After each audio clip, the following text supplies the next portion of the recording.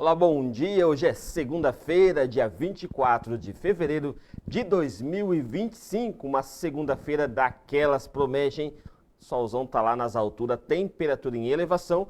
Segundo a previsão do tempo, existe a possibilidade de sol e aumento de nuvem de manhã e pancadas de chuva à tarde e à noite. E também aquela linda formação de arco-íris que as pessoas sempre gostam de ficar admirando. Diz os mais antigos que se de uma ponta na outra você conseguir chegar, você encontra o pote de ouro ali no final do arco-íris, né? Lendas, histórias, né?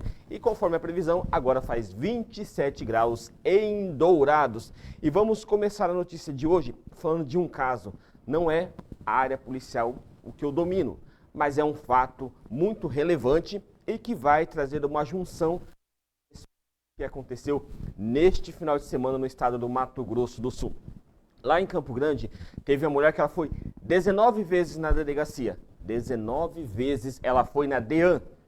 E só depois de 19 idas, o Garras conseguiu prender o seu agressor. Consta no corpo das denúncias que foram feitas que teve situações em que a mulher foi na DEAN, ficou um dia inteiro lá, e quando ela foi liberada, o suspeito de agredir ela também foi liberado. Saiu junto com ela. E quando ela chegou na sua casa, ela foi agredida novamente pelo suspeito. Depois foi de novo na delegacia. Mesma situação. Só assim, o Garra fez a apreensão depois de 19 vezes. Graças a Deus, a mulher teve sua vida ceifada. Mas fica aí o descaso, muitas das vezes, a morosidade do poder público. A DEAN que bateu em cima da imprensa porque divulgou os áudios referente à reclamação que a Vanessa recebeu, o atendimento qual ela recebeu. Esperamos que a própria DEAN, falando desse caso, no mesmo dia, junto com o agressor, praticamente lado a lado, agredida. Não é sensacionalismo como a própria DEAN colocou, dizendo que a imprensa feria conceito das mulheres. Esperamos que, neste caso, em que a mulher ela teve a não tem uma notoriedade social, também providência e diga o porquê que houve esse fato, o porquê que a DEAN simplesmente libera a vítima e agressor praticamente um do lado do outro. E por que a mulher precisou 19 vezes e o agressor foi preso por uma equipe do Garras, que não é uma equipe que está ali para fazer, mas fez a apreensão do cidadão. Então, assim, são lacunas, o que eu vivo batendo na tecla. É lacunas que a própria lei deixa. Esperamos que os nossos legisladores, deputados estaduais, que estão tanto conclamando, não peguem esses fatos e utilize pura e simplesmente como palanque político.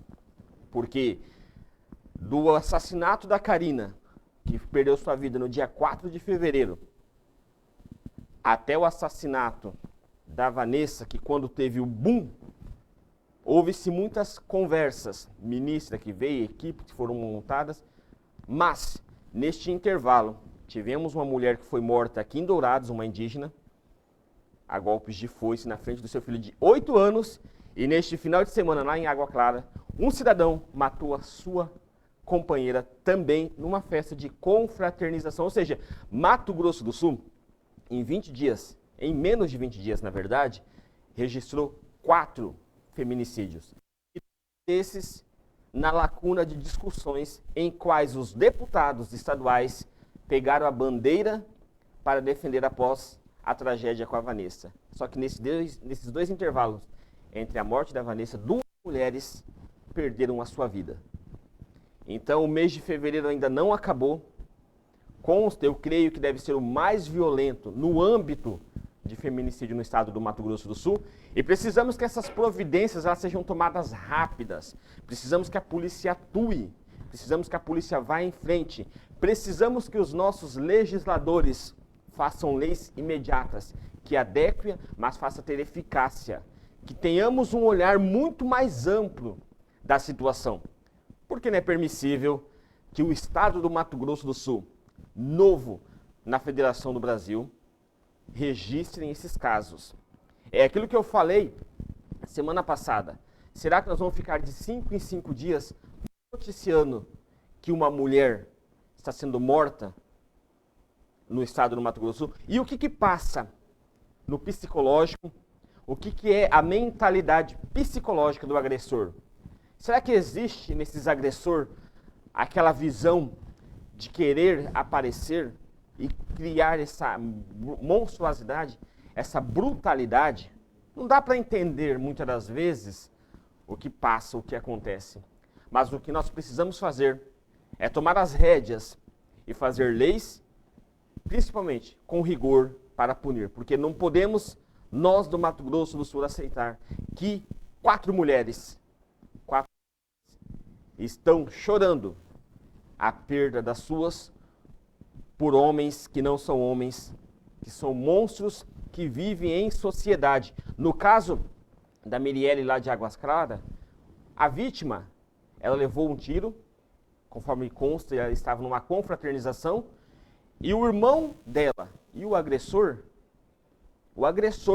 pasme senhores, levou ela até o hospital. E ali esperou um momento e fugiu. Então, o que passa? O que está acontecendo? Não sabemos. Mas não podemos aceitar que se usem essas fatalidades para palanques políticos. Ou os políticos tenham a sensibilidade de ser políticos, ou demonstre os seus lados politiqueiros para que a própria sociedade, no ano de 2026, faça um limpo. E tire os politiqueiros da política. Porque o que estraga a política é os politiqueiros e não os políticos, que existe uma grande diferença entre político e politiqueiros. Os politiqueiros buscam o seu pessoal, o seu ego elevado. Não podemos permitir que nesses casos façam isso. São vidas e são famílias que estão chorando a dor da perca de um ente querido por monstros que, principalmente, sobre pele de cordeiro, passando de bom moço para todo mundo.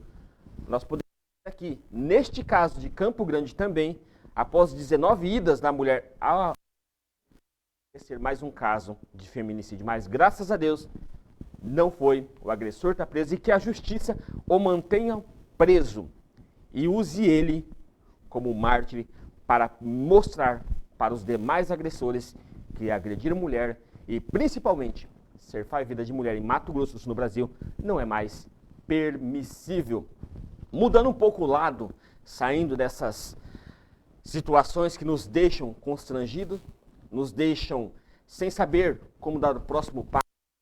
Nós, como comunicadores, não sabemos qual será a próxima notícia do amanhã nesta relação, nesta consonância, quando se trata de feminicídio no Estado. Então, vamos mudar um pouquinho do foco, vamos falar de política. Falando em política, já acabou, está tudo tranquilo, tudo resolvido, os prefeitos que foram eleitos tranquilos, vereadores trabalhando, outros dando aqueles seus pitacos pelas ruas de todos os municípios do Brasil. Mas aqui no Mato Grosso do Sul, a cidade de Paranhos se prepara para ter a sua eleição suplementar no dia 6 de abril, isso mesmo. Por que aconteceu? A mudança ela ocorreu após o Eliomar Granbrunden, do MDB, que foi eleito com 50,98% dos votos, se tornar inelegível até dia 13 de abril de 2025. Com isso, um vereador no lugar de prefeito, foi marcado essa nova eleição suplementar lá na cidade de Paranhos, que vai ser agora no dia 6 de abril. Então, Paranhos não tem prefeito, por enquanto, eleito. Tem um vereador que está exercendo a função de prefeito e no dia 6 de abril será feito aí uma nova eleição no município de Paranhos, lá no extremo sul do nosso estado, lá na fronteira com o Paraguai. Logo, logo, então, aí, galera de Paranhos, hein? Se preparem, dia 6 de abril, vocês terão que ir às urnas escolher o prefeito de fato para ir administrar o município durante todos os próximos 4 anos. Falando de política, agora vamos falar de educação. O município de Naviraí vai, na última sexta-feira, foi publicado no Diário da Somasul, junto com a empreiteira, a construção de uma creche lá próximo ou na região do Nelson Trade.